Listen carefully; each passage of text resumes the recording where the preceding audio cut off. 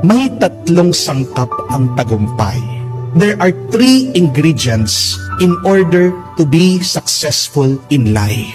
One is to have a wishbone. Second is to have a backbone. Third is to have a funny bone.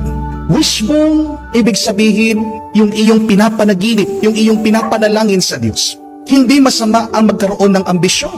Hindi naman binawal ng ating Panginoon ang ambisyon nitong magkapatid na Zebedeo, James and John, na sila po ay umupo daw dito sa kanyang bandang kanan at kaliwa pag nandun na siya sa kanyang kaharian.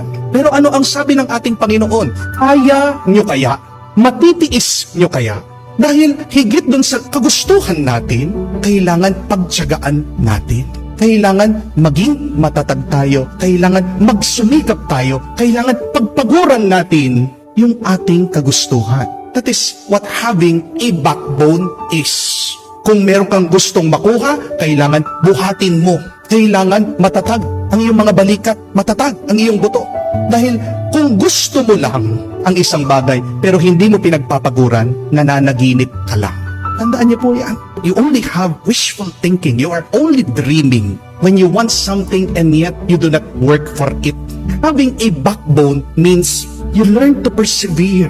You learn to be patient in suffering. At tandaan nyo, yung mga tunay na nagtsatsaga at marunong magpasensya sa gitna ng paghihirap, hapdi ng buhay, silang nagtatagumpay. That is the second ingredient to success.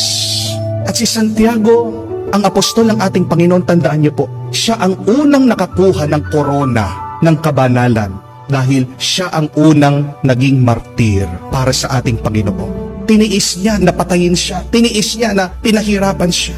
Hindi lang niya ginusto na malapit sa ating Panginoon, pinatunayan pa niya. The question is, can you prove that you really want it?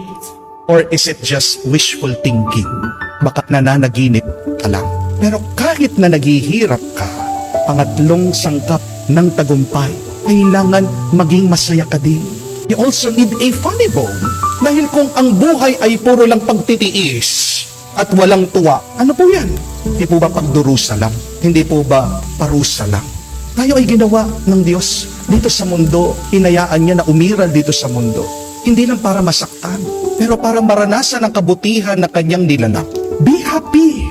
Enjoy life in the midst of your challenges, in the midst of the sufferings of life. Sa gitna ng iyong pag-asam, ng panaginip o ambisyon, kahit na mahirap, subukan mong ngumiti, subukan mong lasapin, maging masaya. Sabi nga, we really need to try to have fun and enjoy in life. Because with joy, you can bear the hard things of life. Nagiging mas mahirap ang buhay pag nakasimangot ka, pag nalulungkot ka. Di po ba? Hindi po sapat yung magdasal. Ang dami dyan nagpapadasal sa akin eh.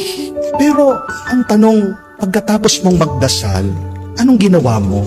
Kailangan huwag kang tumigil na mangarap. Pero dapat pagpaguran mo, persevere. At habang nagpapagod ka, nagtitiis ka, mag-enjoy ka, maging masaya ka.